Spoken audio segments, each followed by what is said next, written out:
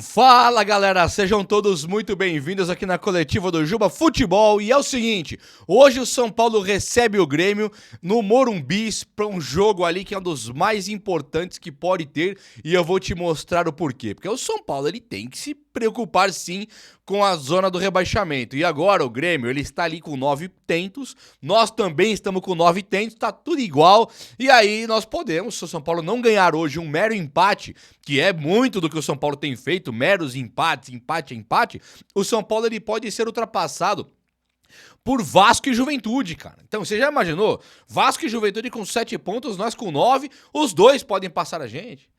Então, pera aí que nós vamos trocar uma ideia sobre isso. Aliás, o Vasco e Juventude talvez os dois não passem o São Paulo se eles jogarem um contra o outro. Mas olha, sinceramente eu não vou.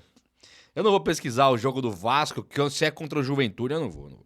Eu me recuso a fazer uma coisa dessa. Eu juro pra vocês, eu me recuso a ver se é Vasco versus Juventude. Tô fora. Não vou olhar. Você vai olhar se é Vasco contra a Juventude, se um mata o outro. Deus me livre, guarda. Vamos falar então desse jogo do São Paulo Futebol Clube aí. Chega comigo aqui então, ó. Bate um like aí, um likeão. Like ataque. Sabe o que é o like ataque? Fica dando likeão. E se inscreva também aqui no canal, né? Não, você é muito bem-vindo, muito bem-vinda. Vamos à ficha técnica desse jogo do São Paulo aí, que eu tô curioso aqui. Tô curioso pra saber quem que o São Paulo pega, fechou? Vamos lá então, olha só, o jogo do São Paulo hoje é às 20 horas, não é nem 21h30, é 20 horas. Para os mais íntimos é às 9 da noite, tá? Para os menos íntimos, 21, horário de Brasília. E o São Paulo joga aqui no Morumbi contra o Grêmio, ele recebe o Grêmio. O que nós temos para dizer desse jogo é que ele passa também no Premier e no Sport TV. Então o Sport TV transmite o jogo do São Paulo e passa também no Premier. Acho que o Sport TV mais pessoas têm mesmo sem pagar o Premier, né? E aí é o seguinte, o São Paulo, ele recebe o Grêmio de Mano Menezes e o Grêmio ele não ganha, tem um monte de jogos aí. O Grêmio tem o retorno do Vila Sante, que volta agora, tem alguns reforços aqui do Grêmio. E o Grêmio ele deve vir a campo com, olha só, se liga nessa pegada aqui, ó. Thiago Volpe, lembra do Thiago Volpe? Eu lembro bem do Thiago Volpe. Pênalti ele pega ali a rodo. Mas ele é um goleiro que parece um colosso, né? Faz inúmeras defesas maravilhosas e toma um frango. Parece o Zete, defendeu uma, duas. É o Zete, toma um frango.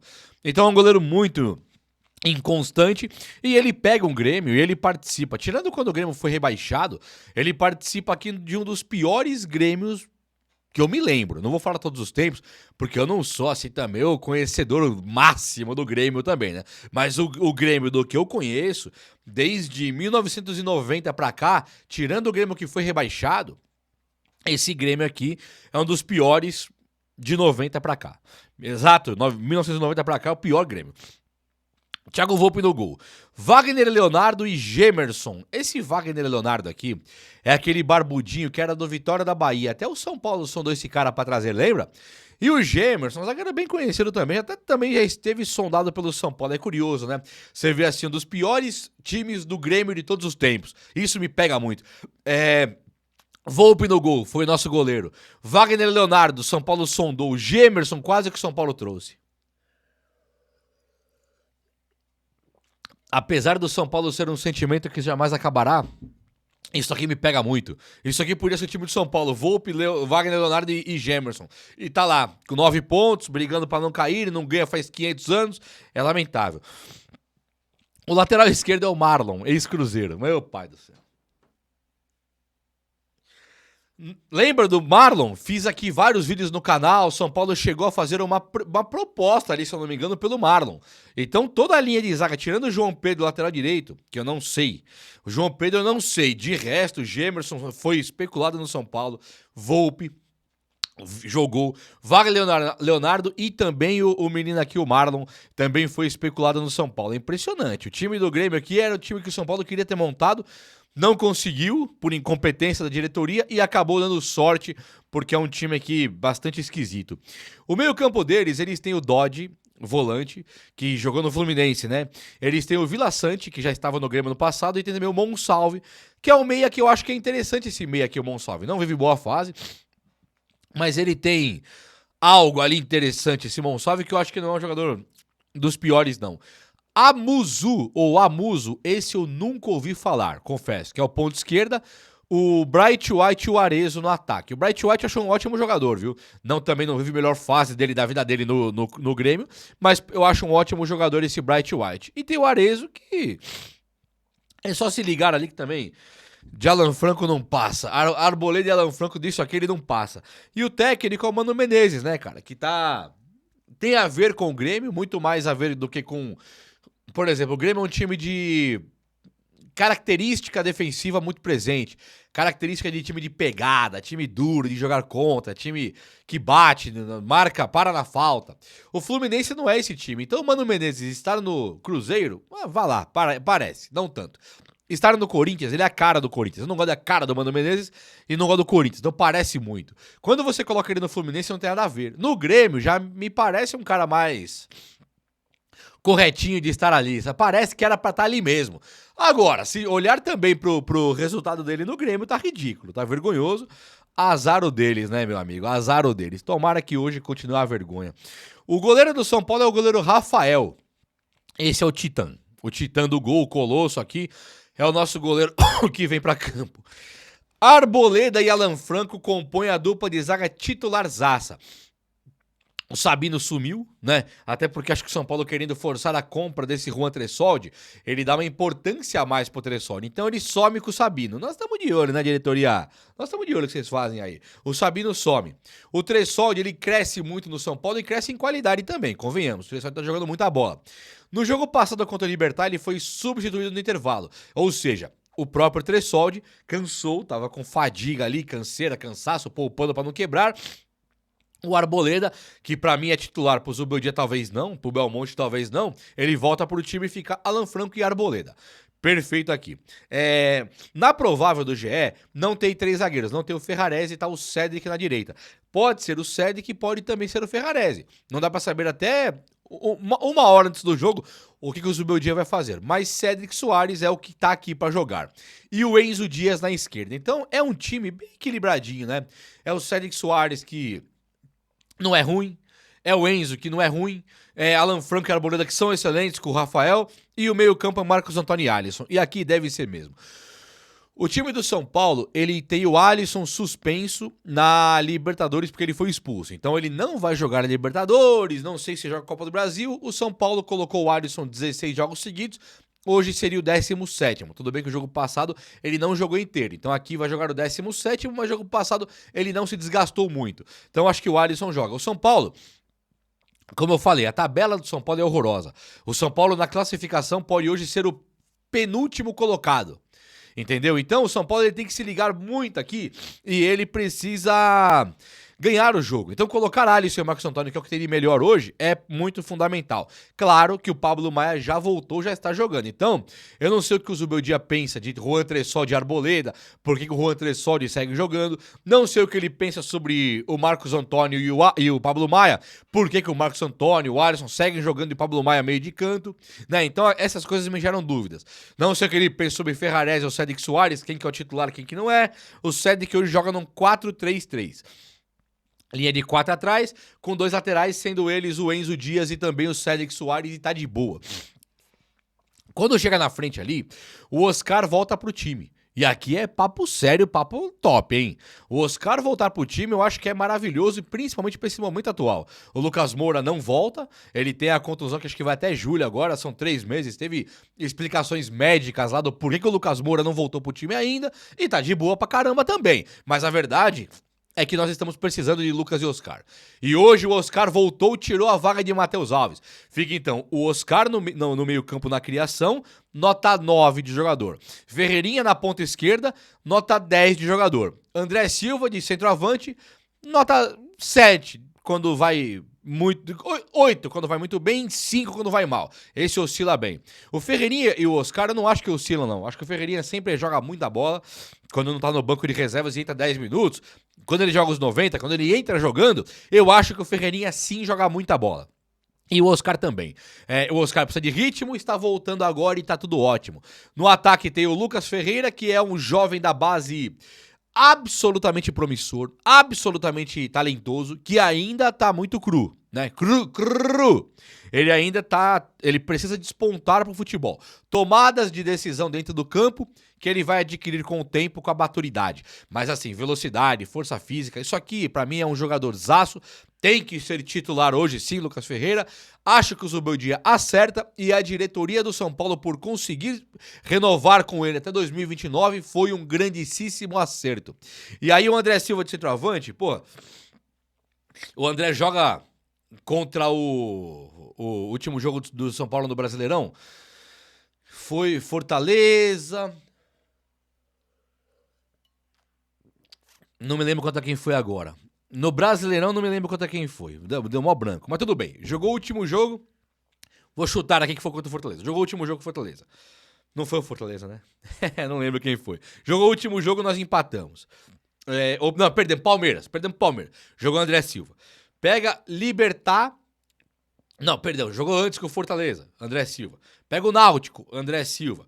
Pega depois o foi Luciano, não lembro agora. Aí pega depois aí o jogo do Palmeiras, André Silva. Pega o Libertad, André Silva. Vai jogar agora contra o Grêmio, André Silva. É só fazer a conta aí, né? O Alisson e o André Silva não são eternos. Se o Juan Tressoldi está desgastado, todos os jogadores estão desgastados, por que o André Silva tá jogando tantos jogos seguidos também? E aí eu olho pra cara daquele Zubeldia, o que pula no Ferrarese, dá um beijinho no ombro, e o beijinho no ombro aquele dele jogando... No quarto árbitro, cara, aquilo foi muito engraçado. Eu não fiquei com raiva daquilo, achei aquilo muito engraçado. Ele chega no quarto árbitro e vai falar um negócio triste ali, ele chega... Meu, pelo amor de Deus, foi falta. Ele abraça, ele encaixa o queixo no ombro do cara e fica assim, foi falta, pelo amor de Deus, marca assim, aquilo foi aquela...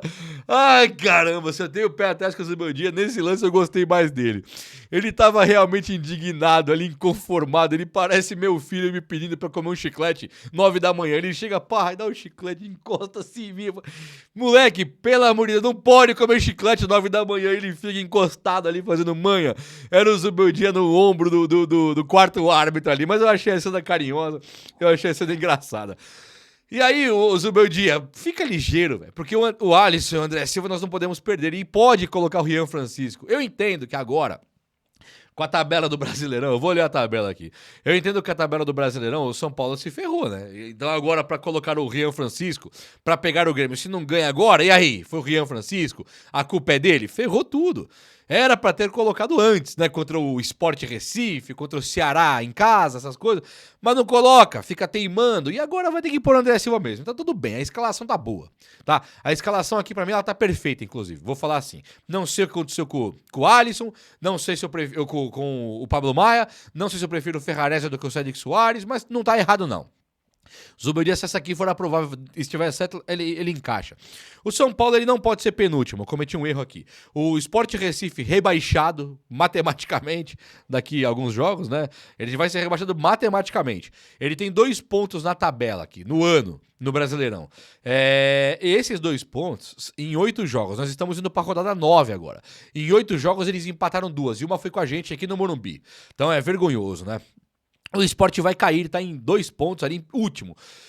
O Santos, ele tem 5 pontos em penúltimo. Esses dois não têm a menor chance de passar o São Paulo, mesmo que o São Paulo perca. O Santos se ganha, vai pra 8, nós temos 9. Já era. Tchau e benção.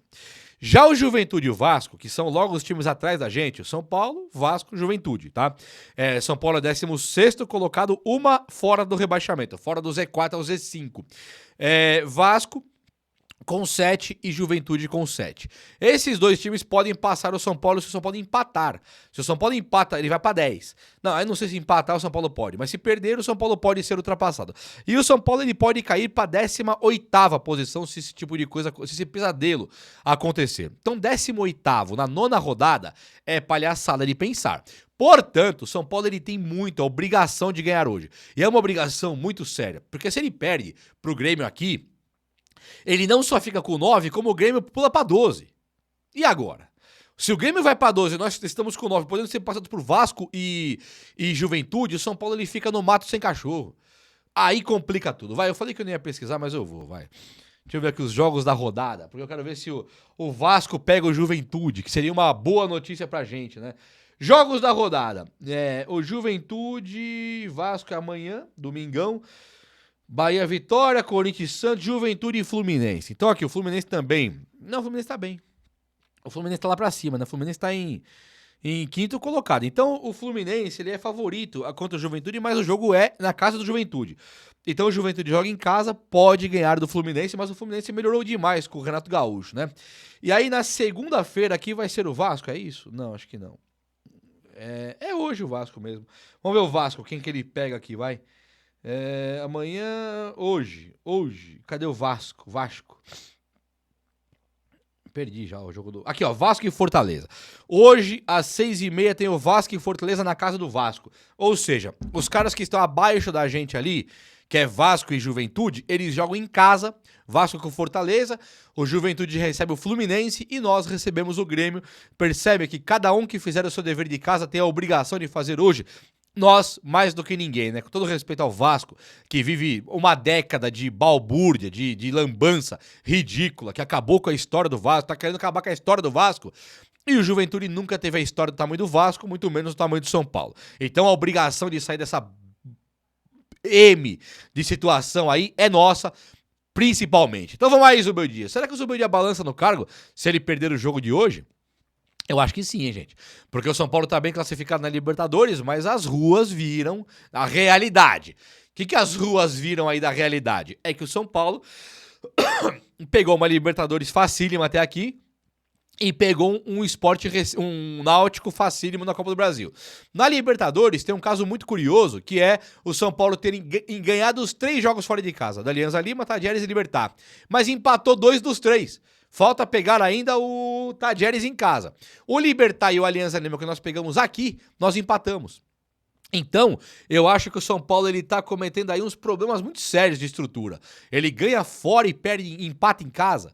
Tipo assim, casa que era pra fazer o Morumbi valer a pena, fazer o Morumbi aqui é a nossa casa, o São Paulo chega lá e se complica, cara. Então é um time reativo, é um time que não joga com a bola nos pés, é um time problemático diante do elenco que tem. Então eu acho que sim, o São Paulo, se o Zubeldia perde hoje, Deus me livre e guarde, perde hoje, e o Vasco e o Fortaleza e o Juventude acabam ganhando o jogo, eu acho que o São Paulo indo lá pra Sport, Santos, São Paulo em 18º colocado, eu acho que o Zubeldia se complica no cargo, sim, a pressão vai ficar enorme, não estou aqui falando que eu estou pressionando o trabalho dele aqui agora não, é apenas uma constatação do que pode acontecer. Falar em demissão do técnico no dia do jogo, eu acho também um absurdo, e não estou falando, você percebe?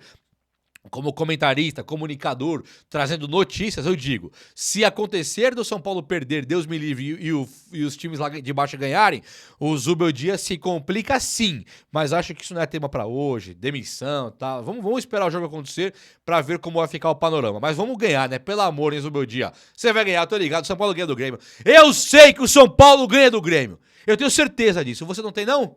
Então demorou. Um abraço, meus amigos, até a próxima, valeu!